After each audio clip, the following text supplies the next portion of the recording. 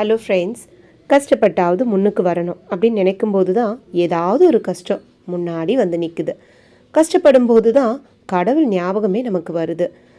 எப்பயுமே நான்னு வாழ்க்கை ஃபுல்லாக அலைஞ்சு திரிஞ்சு அடங்கும்போது தான் நமக்கு ஞானம் பிறக்குது.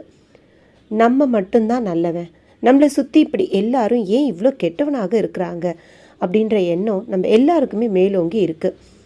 நான் யார் தெரியுமா, நான் இதை பண்ணேன், நான் அதை பண்ணேன், நான் மட்டும் இல்லைனா அப்படின்னு பெருமை பேசுகிறதுல நமக்கு அவ்வளோ சந்தோஷம் கிடைக்குது. நம்ம எல்லாருமே ஒன்று முடிஞ்சு போன விஷயத்தையே நினச்சி டிப்ரெஷன் ஆகிறோம். இல்லை அப்படின்னா இன்னும் நடக்காத விஷயத்த நினச்சி ஓவராக திங்க் பண்ணி டிப்ரெஷன் ஆகிறோம். ஆனால் தற்பெருமை பேசுகிறத மட்டும் நிறுத்தவே மாட்டேங்கிறோம். சரி வாங்க, இன்றைக்கு குட்டி கதைக்குள்ளே போகலாம்.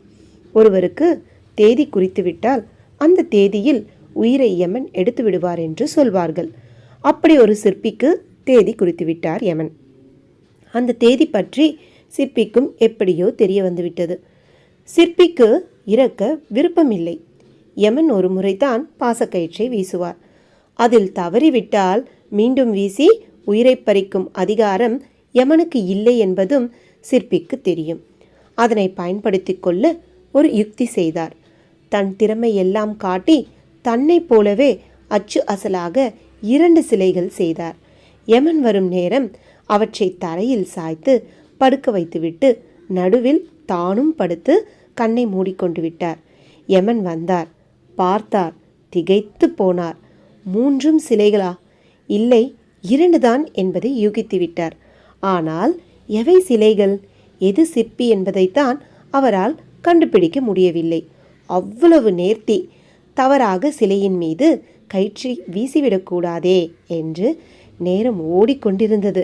யோசித்தார். ஒரு யோசனை வந்தது. சத்தமாக வாய்விட்டு சொன்னார், அட என்ன தத்ரூபமாக இருக்கிறது. இவற்றை செய்த சிற்பியை என்னால் பாராட்டாமல் இருக்கவே முடியாது. என்னாலேயே எது சிலை எது ஆள் என்று கண்டுபிடிக்க முடியவில்லையே. இப்படி சொல்லிவிட்டு 3 சிலைகளையும் உன்னிப்பாக கவனித்தார். அவர் எதிர்பார்த்தது நடந்தது.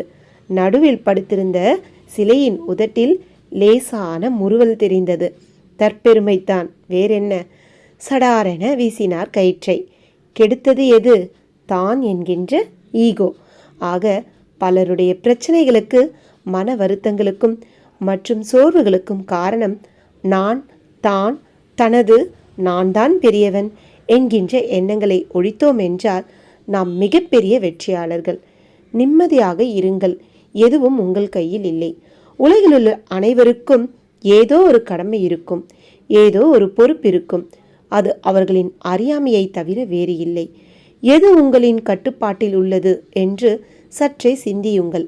உங்கள் உடல் உங்களின் கட்டுப்பாட்டில் இல்லையே. உங்களின் உடம்பே உங்கள் பேச்சை கேட்காத போது உலகில் வேறு யார் கேட்பார்? உடலை விடுங்கள், உங்களின் தலைமுடி கூட உங்களது கட்டுப்பாட்டில் இல்லை. முடி நரைப்பதும் உதிர்வதும் வழுக்கை விழுவதும் யாருக்குத்தான் பிடிக்கும்? முடி நரைப்பதையோ உதிர்வதையோ உங்களால் தடுக்க முடியவில்லையே. உங்கள் உடலுக்குள் என்ன நடக்கிறது என்று தெரியுமா உங்களுக்கு? கண்டிப்பாக தெரியாது. உண்ட உணவை நீங்களா ஜீரணம் பண்ணுறீங்க?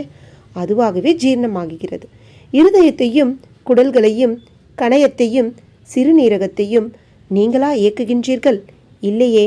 இப்படி உங்களுக்கு சொந்தமான உங்கள் உடம்பே உங்கள் கட்டுப்பாட்டிலும் பொறுப்பிலும் இல்லாத போது உலகில் பலவற்றையும் உங்கள் பொறுப்பு என்று நீங்கள் சிந்திப்பது அறியாமைத்தான். மழை உங்களை கேட்டால் வானிலிருந்து பொழிகிறது. மரம் உங்களை கேட்டால் முளைக்கிறது. உலகம் உங்களுடைய பொறுப்பிலா சுழல்கிறது. நட்சத்திரங்கள் உங்களது பொறுப்பிலா ஜொலிக்கிறது. நீங்கள்தான் வானிலுள்ள கோள்களை கீழே விழாமல் அந்தரத்தில் தாங்கி பிடிப்பவரா? உங்கள் பொறுப்புணர்ச்சியும் கடமை உணர்ச்சியும் எவ்வளவு அறியாமை. எதுவும் உங்கள் பொறுப்பில் இல்லை. அனைத்துமான இறைவன் உங்கள் முடியை கூட உங்கள் பொறுப்பில் விடவில்லை. அனைத்துமே அவன் கட்டுப்பாட்டில் தான் உள்ளது. எந்த சக்தி உங்களையும் சேர்த்து அனைத்தையும் இயக்குகிறதோ அது அனைத்தையுமே பார்த்து கொள்ளும். உங்களுக்கு ஏன் வீண் கவலை? எதுவும் உங்கள் கையில் இல்லை. அமைதியாய் இருங்கள்.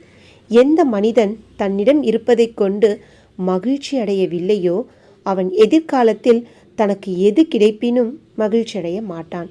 தன்னை விட அடுத்தவன் நன்றாக வாழ்கிறான் என்னும் எண்ணம்தான் எல்லா துன்பங்களுக்கும் காரணமாக இருக்கிறது.